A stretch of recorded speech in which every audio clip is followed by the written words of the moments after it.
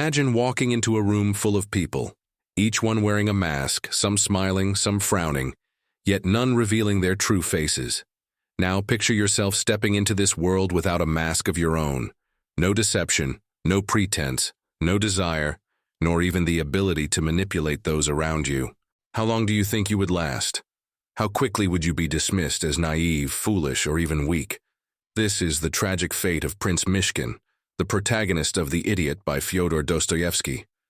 A man of pure heart, unwavering honesty, and boundless compassion. And yet, rather than being admired for these qualities, he is ridiculed, manipulated, and ultimately broken by a society that cannot comprehend his goodness. But this is not just a story from 19th century Russia.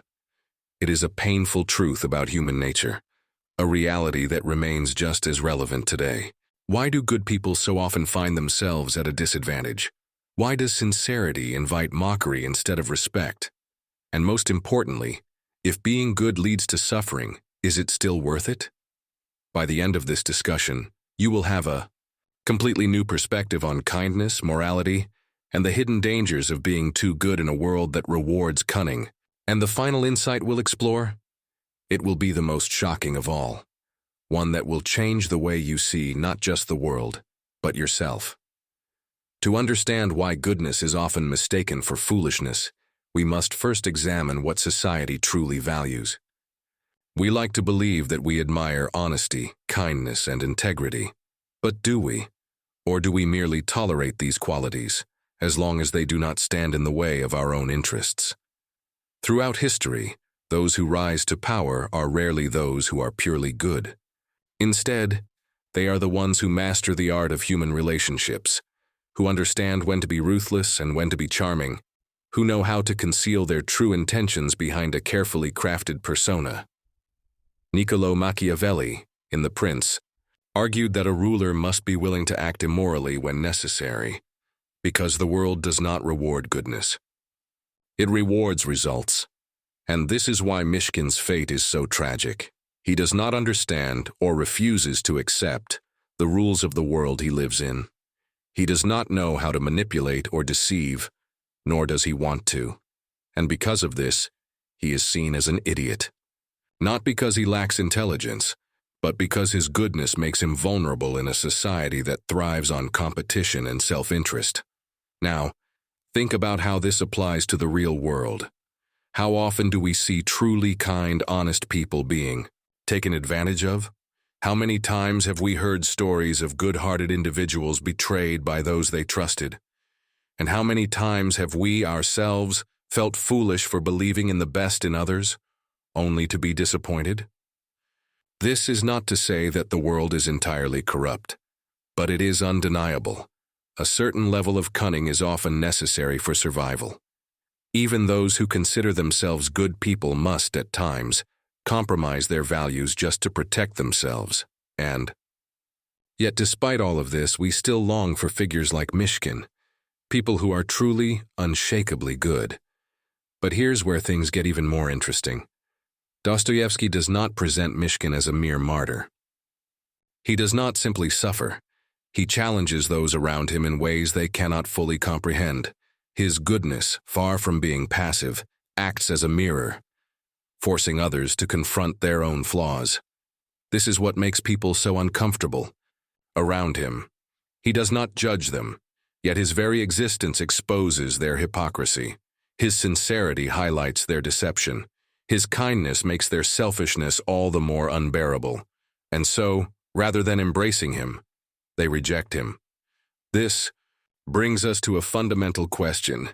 Is it Myshkin who is the fool? Or is it the world around him that has lost its way? As we continue, we will dive deeper into this paradox, exploring what it truly means to be good in a world that does not seem to value goodness. And in the end, we will uncover the ultimate truth about kindness, one that might just change the way you see everything. What makes Myshkin's story so tragic is not just the suffering he endures, but the way he is perceived by those around him. He does not see himself as a fool. He believes in love, in honesty, in the fundamental goodness of human nature. And yet, the more he tries to bring light into the lives of others, the more they see him as an outsider, someone who does not belong in their world. But why? Why does true goodness so often create discomfort? To answer this, we must examine how people interact with one another. Human relationships, whether personal or societal, are built on a delicate balance of power. Even in the most casual interactions, there is an unspoken negotiation happening beneath the surface. People carefully measure their words, choose their actions strategically, and adjust their behavior based on what they expect in return. It is a world of subtle manipulation, where even kindness is often given with the expectation of something in return. But Myshkin does not play this game. He gives without expecting anything in return. He speaks with complete honesty, never calculating how his words might be received. He forgives without holding resentment, even when he is betrayed time and time again. In a world where everyone wears a mask, he stands completely unguarded, and this is precisely why people do not trust him. Psychologists have long studied the concept of cognitive dissonance, the uncomfortable tension that arises when we are confronted with information or behavior that contradicts our beliefs about ourselves. And when Myshkin interacts with others, this dissonance is undeniable. He forces them to confront their own moral contradictions. They may claim to value kindness, but when faced with true unconditional goodness, they feel exposed. It makes them realize how far they have drifted from their own ideals, and rather than accepting this uncomfortable truth, they reject the person who reveals it to them. Consider how we often react to people who are exceptionally good.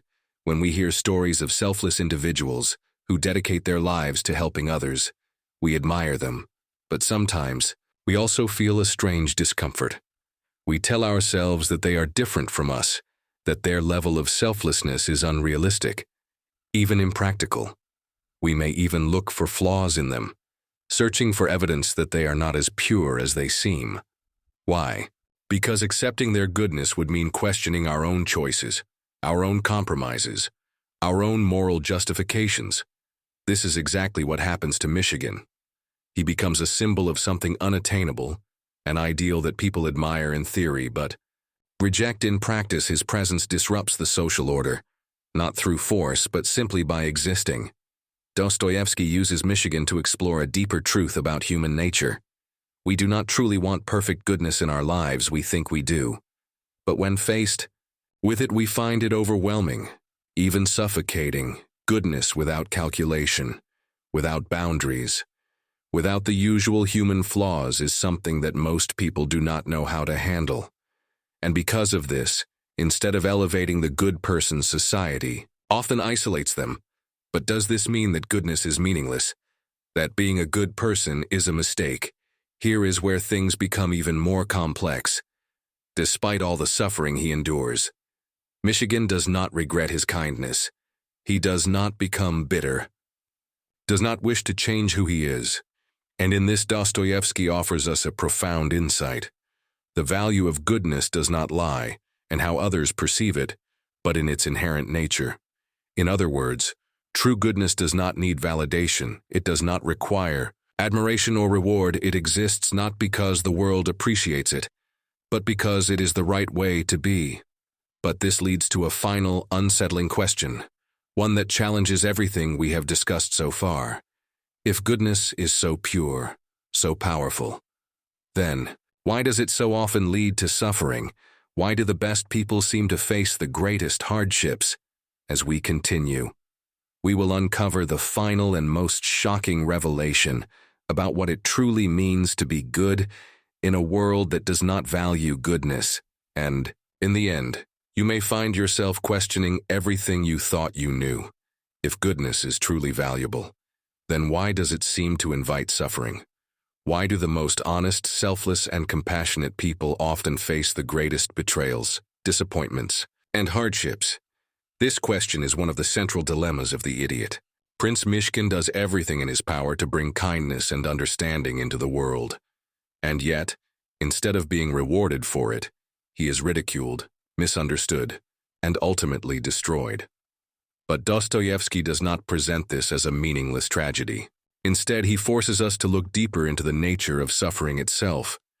There is an undeniable connection between goodness and suffering, a connection that has been explored not only in literature but also in philosophy, psychology, and even religious thought. Throughout history, many of the most revered figures, whether spiritual leaders, social reformers, or great thinkers, have faced immense suffering.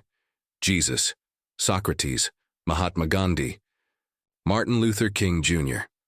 All of them dedicated their lives to ideals of justice, truth, and compassion, and all of them were met with opposition, persecution, and in many cases violent ends. But why? Why does the world seem to resist goodness, rather than embrace it? One explanation lies in the idea that true goodness is disruptive. It challenges the status quo. It forces people to confront their own moral contradictions. And most people, whether they realize it or not, do not want to be confronted with those contradictions. They want to continue living as they always have, without being forced to examine their own selfishness, their compromises, their willingness to prioritize personal gain over moral integrity. When Myshkin enters the world of Russian high society, he does not fit into its structure. The people around him operate within a system of hidden motives, strategic relationships, and constant maneuvering for power and status. Myshkin does not participate in any of this. And because of that, he becomes an anomaly, something that cannot be explained or categorized. And what happens to anomalies? They are either absorbed into the system, forced to conform, or they are cast out. Myshkin, unwilling to change, is ultimately rejected. This brings us to a crucial question. If suffering is often the fate of good people, then what is the purpose of being good? Is it worth it? Dostoyevsky's answer is complex. He does not offer an easy solution, nor does he suggest that goodness will eventually be rewarded in some worldly sense. Instead, he presents an idea that is both unsettling and profoundly liberating. The whole value of goodness is not determined by the world's reaction to it. In other words, goodness is not about outcomes. It is not about being praised, loved, or even understood. It is not about success, recognition, or external rewards. Goodness, in its purest form, exists for its own sake. It is valuable simply because it is good. This idea is deeply challenging, because it goes against everything we are conditioned to believe. We are taught to seek validation, to measure our actions by their results, to expect fairness and justice in return for our efforts. But true goodness does not operate on those principles. Goodness is not transactional. It does not ask, what will I get in return? It simply exists. And yet, there is a paradox here. If goodness exists for its own sake, independent of rewards, then does it have any real power? If it does not change the world around it, if it does not lead to success or influence, then what is its purpose? This is the final, most difficult question we must explore. Because while Myshkin suffers, he also leaves an undeniable impact on those he meets. Even those who reject him cannot forget him. Even those who mock him are, in some way, changed by their encounters with him. This suggests something profound, that while goodness may not always triumph in the traditional sense, it holds a power far deeper, more subtle, and more lasting than we might initially realize. But what exactly is this power? And how does it shape the world in ways we do not immediately see? In the final part of our discussion, we will uncover the ultimate truth about goodness, one that will challenge everything we have explored so far and leave us with a revelation that may forever change the way we understand human nature. If goodness is not measured by its rewards, then what is its true power? If the world rejects, ridicules, and even destroys those who are genuinely good, then why does goodness persist? Why do people like Myshkin, who seem so out of place in a world driven by ambition and self-interest, continue to exist? The answer lies in something that cannot be easily seen or quantified. It lies in the silent, often unnoticed ways in which true goodness transforms those who come into contact with it. Throughout The Idiot, Myshkin does not seek to change others.